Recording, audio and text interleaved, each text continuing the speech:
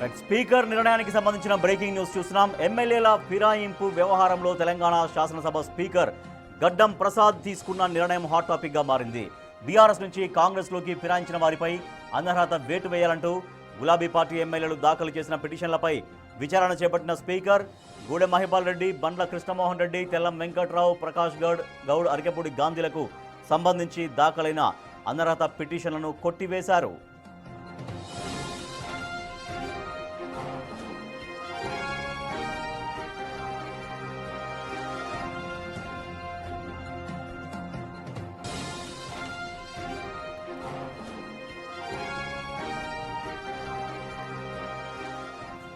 ఎమ్మెల్యేల ఫిరాయింపు వ్యవహారంలో తెలంగాణ స్పీకర్ గడ్డం ప్రసాద్ తీసుకున్న నిర్ణయం హాట్ టాపిక్ గా మారింది. బీఆర్ఎస్ నుంచి కాంగ్రెస్లోకి వచ్చి ఫిరాయించినటువంటి వారిపైన అనర్హత వేటు పిటిషన్ను కొట్టివేశారు స్పీకర్ ప్రసాద్ కుమార్. అయితే ఈ స్పీకర్ నిర్ణయం పట్ల కొంత భిన్నాభిప్రాయాలు వ్యక్తమవుతున్నాయి. గులాబీ పార్టీ వాళ్ళు రియాక్ట్ అవుతున్నారు. ఇది ముమ్మాటికి ప్రజాస్వామ్యానికి గొడ్డలు పెట్టంటూ బీఆర్ఎస్ నాయకులు మాట్లాడుతున్నారు. మరింత సమాచారాన్ని మా ఇన్పుట్ ఎడిటర్ పవన్ అందిస్తారు. పవన్, సో వాళ్ళ ఐదుగురు ఎమ్మెల్యేలకు సంబంధించినటువంటి నిర్ణయం అయితే స్పీకర్ తీసుకున్నారు. సో స్పీకర్ ఆ నిర్ణయం తీసుకోవడం గల కారణాలు ఏంటి? ఇప్పుడు బీఆర్ఎస్ నుంచి వచ్చేటువంటి రియాక్షన్స్కి ఎటువంటి స్పందన వచ్చే అవకాశం ఉంది? మళ్ళీ మొత్తం 10 మంది బీఆర్ఎస్ పార్టీ నుంచి కాంగ్రెస్ పార్టీలోకి మారినట్లుగా ఆరోపణలు ఎదుర్కొంటున్నారు. వాళ్ళలో 5గురికి సంబంధించి విచారణ పూర్తయింది. దానికి సంబంధించిన తీర్పు కూడా నిన్న గడ్డం ప్రసాద్ కుమార్ స్పీకర్, శాసనసభ స్పీకర్ ఆయన వెల్లడించారు. దాదాపుగా ప్రస్తుతం మన చేతిలో నిన్న గడ్డం ప్రసాద్ కుమార్ ఏదైతే తీర్పునిచ్చారో ఆ తీర్పు పూర్తి పాఠం మన చేతుల్లో ఉంది. 53 పేజీల తీర్పు పాఠాన్ని ఆయన వెలువరించారు. ఇరుపక్షాల వాదనలు విన్నారు. వాళ్ళు చెప్పిన వాదనలన్నింటినీ కూడా ఇందులో నమోదు చేశారు. ఫిర్యాదు ఎప్పుడు అందింది, ఆ ఫిర్యాదు తర్వాత స్పీకర్ కార్యాలయం ఎటువంటి చర్యలు తీసుకుంది, కోర్టు ఏం ఆదేశాలు ఇచ్చింది, పూర్తి వివరాలను ఈ గెజెట్ పేపర్లో పొందుపరిచి ఇదే కాపీలను అటు రేపు సుప్రీంకోర్టుకు కూడా అందజేస్తున్న పరిస్థితి ఉంది. ఇందులో ప్రధానంగా ఇప్పుడు మనం చూసినట్లయితే ఇది నిన్న అటు అనర్హత వేటు తప్పించుకున్న అరకపూడి గాంధీకి సంబంధించింది. పార్టీ ఫిరాయింపు ఆరోపణలు ఎదుర్కొంటున్న అరకపూడి గాంధీకి సంబంధించింది. దీనిలో ఆయన కల్వకుంట్ల సంజయ్ పిటిషనర్గా ఉన్నారు. ఆయన తను లేవనెత్తిన వాదనలు ఏంటనేది ఒకసారి చూద్దాం. ఆయన చెప్తున్న దాని ప్రకారం 2023లో బీఆర్ఎస్ టికెట్ పైన అరకపూడి గాంధీ ఆయన గెలిచారు. కానీ 13వ తారీఖున జూలై 13వ తారీఖు 2024 తారీఖున ఆయన కాంగ్రెస్ పార్టీలో చేరారు. ఇదే విషయాన్ని అటు ప్రధాన మీడియా అంతా కూడా రిపోర్ట్ చేసింది అంటూ ఆయన దానికి సంబంధించిన క్లిప్పింగ్స్ అన్నింటినీ కూడా ఆయన అందజేశారు. అరకపూడి గాంధీ పార్టీ మారారు కాబట్టి ఆయన పైన చర్య తీసుకోవాలి, దానికి సంబంధించిన ఆధారాలంటూ ప్రముఖ మీడియా ఛానల్స్లో, ప్రముఖ దినపత్రికల్లో వచ్చిన వార్తా కథనాలన్నింటినీ కూడా ఆయన అందులో పెట్టారు.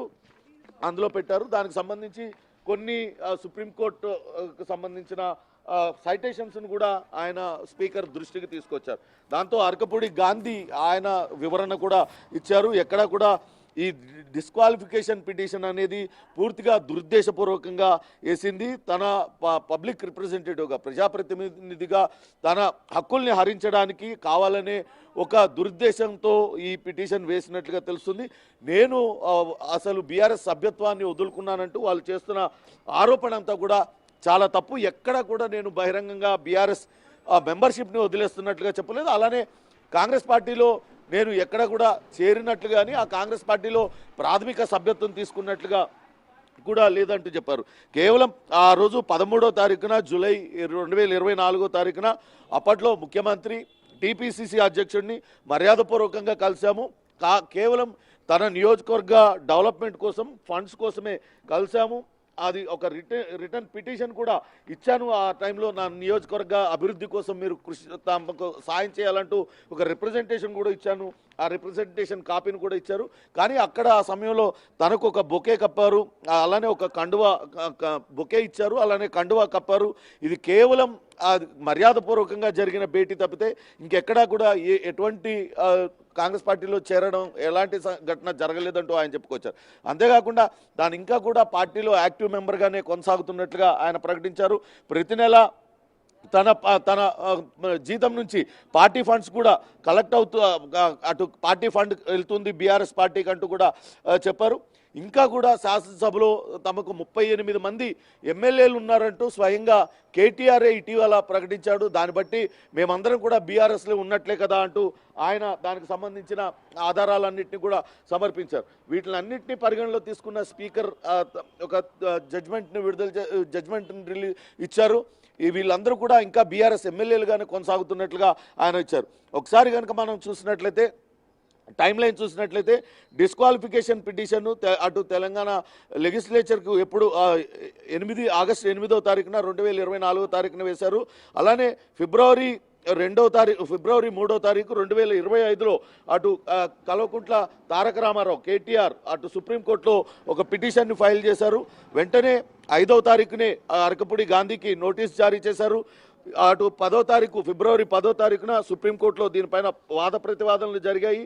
అలానే అరకపూడి గాంధీ నుంచి ఫిబ్రవరి 15వ తారీఖున తమకు ఆ లెటర్ వచ్చింది, తనకు సంబంధించిన వివరణ ఇస్తూ లెటర్ వచ్చిందంటూ ఆ పూర్తి వివరాలన్నింటినీ కూడా ఆయన ఇందులో పొందుపరిచారు, తీర్పు పూర్తి పాఠంలో పొందుపరిచారు. అలానే ఇవి ఎందుకు ఈ నిర్ణయం తీసుకోవచ్చిందనే దానిపైన అనేక సైటేషన్స్ను కియోతో హోలోహాన్ వర్సెస్ జాచుల్లి అనే ఒకటి సుప్రీంకోర్టులో జరిగిన ఒక కేసుకు సంబంధించి దానికి సంబంధించిన సైటేషన్స్ ఇచ్చారు. అట్లనే Jagjit Singh versus state of Haryana, Ravi S Nayak versus union of India, doctor Mahachandra Prasad Singh versus chairman Bihar legislative council, ఇట్లా అనేక గతంలో సుప్రీంకోర్టు వివిధ రాష్ట్రాలలో ఇచ్చిన తీర్పులను అనుసరించి ఈ నిర్ణయం తీసుకోవడం జరిగిందంటూ ఇందులో పేర్కొన్నారు. మరీ ముఖ్యంగా ఈ పిటిషన్ ఎవరైతే దాఖలు చేశారో కల్వకుంట్ల సంజయ్ అసలు పిటిషన్ దాఖలు చేసే అర్హత కూడా లేదు. పిటిషన్ దాఖలు చేయాలంటే ఎవరైతే బీఫామ్ ఇచ్చారో సంతకం చేసే అథారిటీ ఉంటుందో అటువంటి వ్యక్తి ఫిర్యాదు చేసినట్లయితే దానికి ఒక ఉండేది. కానీ వీళ్ళు కాంగ్రెస్ పార్టీలో చేరారు అనడానికి సరైన సాక్ష్యాధారాలు చూపించలేకపోయారు. అదే సమయంలో ఎమ్మెల్యేలందరూ ఆరోపణలు ఎదుర్కొంటున్న ఎమ్మెల్యేలందరూ తాము ఇంకా బీఆర్ఎస్ పార్టీలో కొనసాగుతున్నాం, బీఆర్ఎస్ ఎమ్మెల్యేలతోనే కూర్చుంటున్నాం. స్వయంగా leader of the opposition KTR కూడా ఆయన స్వయంగా ప్రకటించారు, తాము కూడా బీఆర్ఎస్ పార్టీ ఎమ్మెల్యేలమంటూ ఆయన ప్రకటించారంటూ దానికి సంబంధించిన ఆధారాలన్నింటినీ ఇవ్వడంతో స్పీకర్ వీళ్ళ వాదనల వైపు మొగ్గు చూపి వీళ్ళకు అనుకూలంగా నిన్న జడ్జిమెంట్ పాస్ చేయడం జరిగింది. Rajesh. Right, thank you Bhavan. నిన్న 5 ఎమ్మెల్యేలకు సంబంధించినటువంటి తీర్పు వచ్చింది అనర్హత వేటు విషయంలో. సో వాళ్ళకైతే ఒక రిలీఫ్ దొరికింది. ఇవాళ మరొక 3 ఎమ్మెల్యేలకు సంబంధించినటువంటి తీర్పు రాబోతున్నట్టుగా చెబుతున్నారు. బట్ చూడాలి ఇవాళ వస్తుందా లేదనే చూడాలి. బట్ నిన్న మాత్రం 5 ఎమ్మెల్యేలకి రిలీఫ్ అయితే లభించింది. వాళ్ళు బీఆర్ఎస్ ఎమ్మెల్యేలుగానే కొనసాగుతున్నారంటూ స్పీకర్ గడ్డం ప్రసాద్ కుమార్ నిన్న ఇచ్చినటువంటి జడ్జిమెంట్.